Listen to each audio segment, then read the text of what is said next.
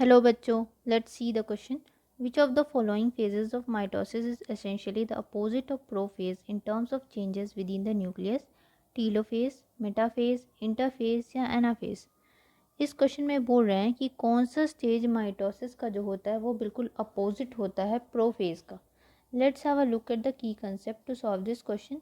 इस क्वेश्चन के लिए आपका की कंसेप्ट क्या होगा? ये जो फेजेस होते हैं माइटोसिस के डिफरेंट, पहले वो हम देखेंगे कि डिफरेंट फेजेस माइटोसिस के क्या है.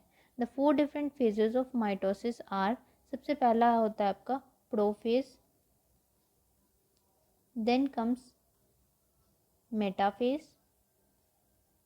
उसके बाद आता है आपका anaphase and the last one is telophase. इस क्वेश्चन में आपसे पूछ रहा है कि कौन सा ऐसा स्टेज है जो प्रोफेज का बिल्कुल अपोजिट स्टेज होता है.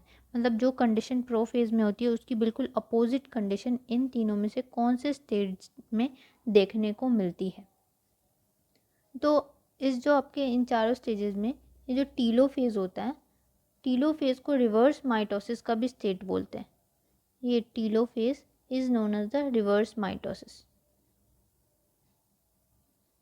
Telophase also called reverse of prophase या रिवर्स प्रोफेज भी बोलते हैं. इसमें जो कंडीशंस होते हैं वो बिल्कुल प्रोफेज की कंडीशंस के अपोजिट होते हैं. फॉर एग्जांपल अगर हम देखें कि प्रोफेज में कौन सा कंडीशन है और टीलोफेज में कौन सा कंडीशन है, तो लेट्स हैव अ लुक. सी, अगर हमने लिया इधर प्रोफेज ले लेते हैं और इधर टीलोफेज ले लेते हैं. प्रोफेज में क्या देखने को मिलता है? प्रोफेज जो होता है वो पहला स्टेज है, फर्स्ट स्टेज ऑफ माइटोसिस. और ये आपका टीलोफेज जो वो कौन सा स्टेज है? ये लास्ट स्टेज है, सबसे एंड में जो होती है माइटोसिस की. माइटोसिस 1 की सबसे लास्ट वाली जो स्टेज होती है वो होती है. अब आपको बोल रहे हैं इसमें दूसरी पॉइंट अगर देखें तो प्रोफेज के टाइम पे क्या होता है? Nuclear envelope, nucleolus, Golgi complex, endoplasmic reticulum सब डिसअपियर हो जाते हैं. Nuclear envelope, nucleolus, endoplasmic reticulum,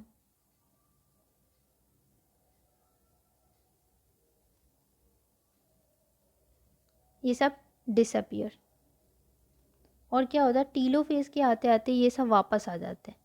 nucleolus, Golgi complex, endoplasmic reticulum सब रीअपियर कर जाते हैं. इस कारण से हम टीलोफेज को रिवर्स प्रोफेज रीअपियर, इसीलिए हम इसको टीलोफेज को रिवर्स प्रोफेज भी बोलते हैं. जो यहाँ पे आपका स्पिंडल फाइबर्स ओरिजिनेट कर रहा था माइक्रोट्यूब्यूलर प्रोटीन से, स्पिंडल फाइबर्स ओरिजिनेट करते हैं और उधर डिसअपियर करने लगते हैं. ओरिजिनेट फ्रॉम माइक्रोट्यूब्यूलर प्रोटीन, और जब टीलोफेज तक पहुँचते पहुँचते ये स्पिंडल फाइबर डिसअपियर हो जाते हैं. तो बिल्कुल अपोजिट कंडीशंस अवेलेबल होती हैं टीलोफेज में प्रोफेज की, इसीलिए it is known as reverse prophase. Telophase को रिवर्स प्रोफेज बोलते हैं. इस क्वेश्चन में आपसे पूछा गया है कि कौन से कंडीशन में होगी, तो आपका जो होगा पहला वाला जो है वो करेक्ट आंसर है. बोल रहे हैं प्रोफेज का एग्जैक्ट अपोजिट कौन सा कंडीशन होता है प्रोफेज के लिए, तो प्रोफेज के लिए रिवर्स कंडीशन बिल्कुल टीलोफेज होती है. First one is the correct answer. Hope you understood the question. Thank you.